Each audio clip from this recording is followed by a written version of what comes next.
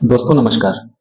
दोस्तों इस दुनिया में कोई भी ऐसा इंसान नहीं है कि जिसके पास कोई समस्या ना हो, कोई प्रॉब्लम ना हो और इस दुनिया की कोई ऐसी प्रॉब्लम भी नहीं है जिसका कोई समाधान ना हो।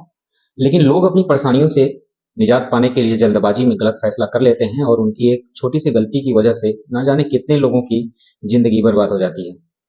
आज की कहानी भी कुछ ऐसा ही होता है आज की कहानी में, जिसकी वजह से ना सिर्फ एक इंसान हमेशा के लिए इस दुनिया को छोड़कर चला जाता है, बल्कि उसके बाद न जाने कितने लोगों की जिंदगी भी हमेशा के लिए बर्बाद हो जाती है।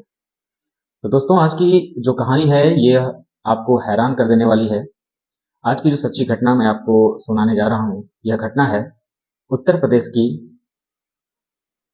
उत्तर प्रदेश का एक जिला पड़ता है आगरा, और इस आगरा में एक थाना लगता है, सिकंदरा थाना।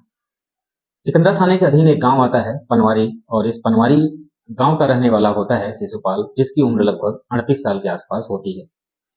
शिशुपाल की पत्नी का नाम होता है सीता देवी, और उसकी उम्र लगभग 35 साल के आसपास होती है। और शिशुपाल के 3 बच्चे होते हैं, जिसमें 2 बेटे और एक बेटी। शिशुपाल जो खेती किसानी का तो काम करता ही था, और साथ ही में लोगों को ब्याज पर पैसे देने का भी काम किया करता था।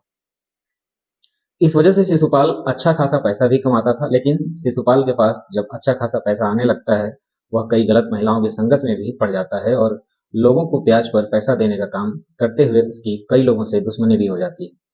लेकिन एक दिन जब वह सीता को अपनी पत्नी की करतूतों के बारे में पता चलता है, सीता की करतूतों के बारे में, तो गुस्से से पागल हो जाता है, और शादी को 18 साल हो जाने के बाद भी एक दिन वह अपने पति, पत्नी और तीनों बच्चों को हमेशा हमेशा के लिए छोड़कर वो चली जाती है। और उसके चले जाने के बाद शिशुपाल अक्सर अकेला रहने लगता है। 21 जुलाई 2022 की सुबह करीब 7 बज रहे थे कि आसपास शिशुपाल अपने बच्चों को यह कहकर घर से निकलता है कि खेतों में जा रहा हूँ पशुओं का चारा लाने के लिए। लेकिन दोपहर तक भी जब शिशुपाल घर वापस नहीं आता, उसके बच्चे शिशुपाल के नंबर पर फोन करते हैं, लेकिन शिशुपाल का नंबर स्विच ऑफ आ रहा था, और शिशुपाल के बच्चे अपने पिता को हर जगह तलाश कर रहे थे। लेकिन तलाश करने के बाद भी शिशुपाल का कहीं कुछ सुराग नहीं मिलता है, और धीरे धीरे लगभग एक सप्ताह बीत जाता है। लेकिन इसके बावजूद भी शिशुपाल वापस अपने घर नहीं आता। जब एक सप्ताह का समय गुजर जाता है तो शिशुपाल का कहीं कुछ पता नहीं चलता, और फिर 30 जुलाई 2020 को शिशुपाल का छोटा भाई नवल सिंह सिकंदरा थाने में जाता है और अपने भाई की गुमशुदगी का रिपोर्ट दर्ज करा देता है। पुलिस गुमशुदगी की रिपोर्ट दर्ज कर लेती है। उसके बाद पुलिस भी शिशुपाल की हर जगह पर तलाश करती है, लेकिन शिशुपाल का कहीं पता नहीं चलता है। पुलिस अब शिशुपाल के गांव में जाती है और उसके बारे में लोगों से पूछताछ करना शुरू करती है। पुलिस को पता चलता है कि दरअसल शिशुपाल के कई महिलाओं के साथ अवैध संबंध थे, और साथ ही यह भी पता चलता है कि जो शिशुपाल था उसकी कई लोगों से दुश्मनी भी थी। इस बारे में पुलिस जब शिशुपाल के छोटे भाई नवल सिंह से पूछताछ करती है कि क्या तुम्हारे भाई की किसी के साथ दुश्मनी थी, तो नवल सिंह जवाब देता है कि सर, मेरे भाई का अगर एक दुश्मन होता तो मैं आपको बताता। पुलिस को भी समझ में नहीं आ रहा था कि आखिर शिशुपाल अपने परिवार वालों को बिना कुछ बताए कहाँ चला गया। लेकिन पुलिस को जब पता चलता है कि शिशुपाल की कई लोगों के साथ दुश्मनी थी, पुलिस अब शिशुपाल के बारे में पता लगाने के लिए उसके मोबाइल नंबर की कॉल डिटेल्स को भी निकालती है।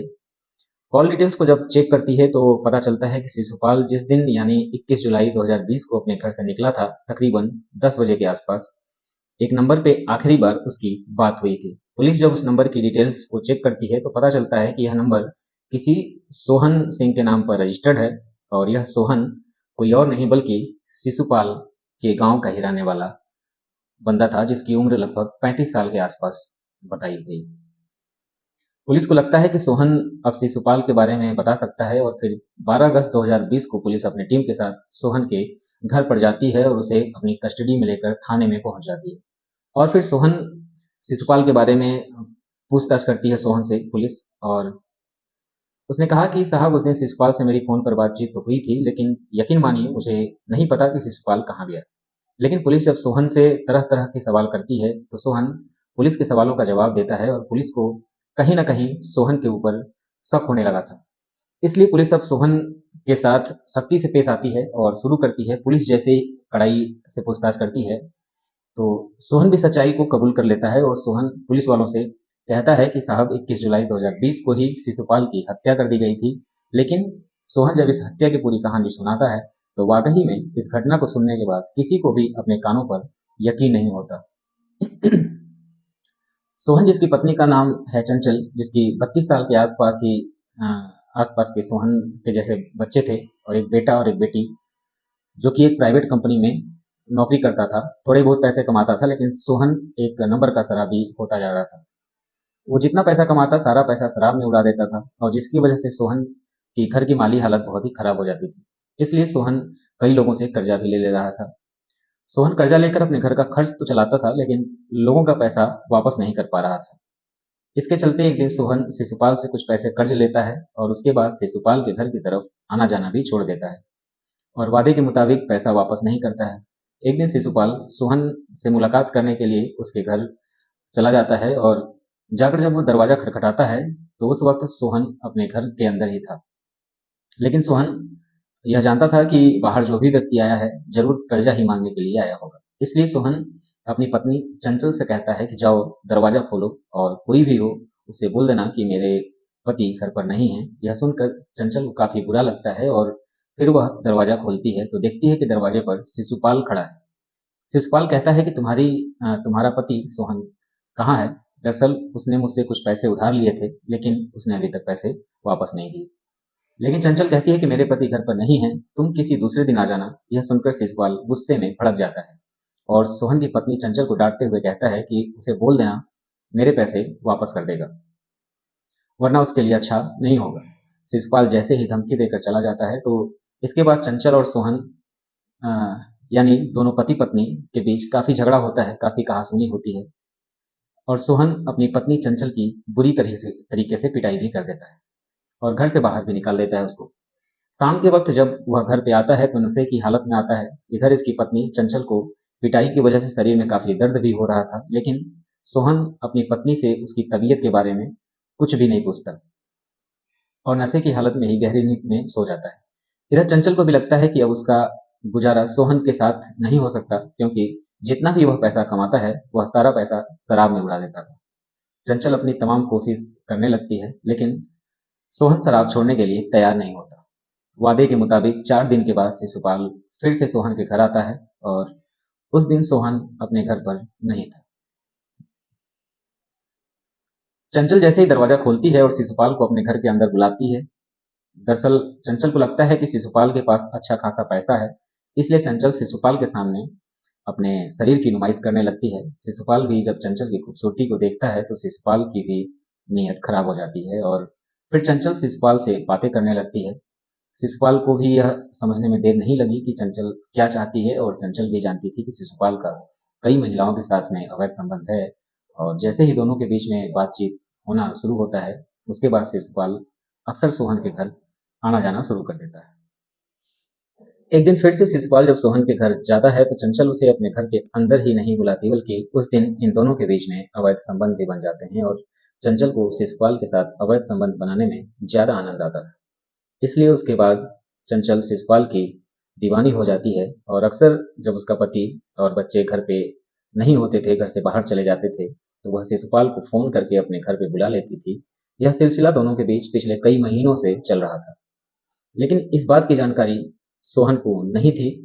लेकिन कहीं ना कहीं यह बातें आस पड़ोस के लोगों को पता होती हैं और जैसे ही अपनी पत्नी चंचल और शिशुपाल के अवैध संबंध के बारे में सोहन को पता चलता है, उसकी पत्नी का शिशुपाल के साथ अवैध संबंध है, यह सोहन के गुस्से से सोहन उस जानकारी को पाकर पागल हो जाता है गुस्से में और उसी दिन वह शिशुपाल को जान से मारने का फैसला कर लेता है। इसलिए सोहन शिशुपाल को कत्ल करने के लिए एक षड्यंत्र रचता है और इस घटना को अंजाम अंजाम देने से ठीक 2 या 3 दिन पहले शिशुपाल के नंबर पर फोन करता है और कहता है कि मैंने तुमसे जो भी कर्ज लिया था अब मेरे पास पैसे हो चुके हैं, मैं बहुत जल्दी तुम्हारे पैसे वापस लौटा दूंगा। और सोहन इस षड्यंत्र के तहत 21 जुलाई 2020 को करीब 10 बजे के वक्त शिशुपाल के नंबर पर फोन करता है। दरअसल उस वक्त शिशुपाल अपने खेतों में चारा लाने के लिए गया हुआ था। जैसे ही सोहन उसके नंबर पर फोन करता है तो शिशुपाल जो होता है वो सोहन से मिलने के लिए कहता है। सोहन शिशुपाल को मिलने के लिए एपीआई खंडर में अपने प्लान के तहत पहले से ही शराब की बोतल लेकर आया हुआ था और सोहन शिशुपाल से कहता है कि पैसे तो मैं आज तुम्हें दे ही दूंगा, चलो आज एक साथ बैठकर हम थोड़ी शराब पी लेते हैं। शिशुपाल भी सोचता है कि जब सोहन खुशी से पिला रहा है तो पीने में क्या हर्ज है, लेकिन सोहन तो अपने प्लान के चलते पहले से ही शराब में जहर मिलाकर लाया था और जैसे ही उस शराब को शिशुपाल पीता है, शराब पीने के कुछ देर बाद ही उसकी मौत हो जाती है। उसके बाद सोहन शिशुपाल की डेड बॉडी के पास में एक नाला था और उस डेड बॉडी को उस नाले में डाल देता है और वहां से चला जाता है। जब यह सारी कहानी पुलिस को पता चलती है तो पुलिस उसके तहरीर के आधार पे उसे जिला अदालत में पेश करती है और उसे जेल भेज देती है। लेकिन दोस्तों, आपके अनुसार उसे क्या सजा मिलनी चाहिए? ये अपनी राय आप हमें कमेंट करके जरूर बताइएगा और मिलते हैं अपने अगले वीडियो में एक नए रोचक कहानी के साथ। तब तक के लिए जय हिंद और चैनल को सब्सक्राइब जरूर कर दीजिएगा। नमस्कार।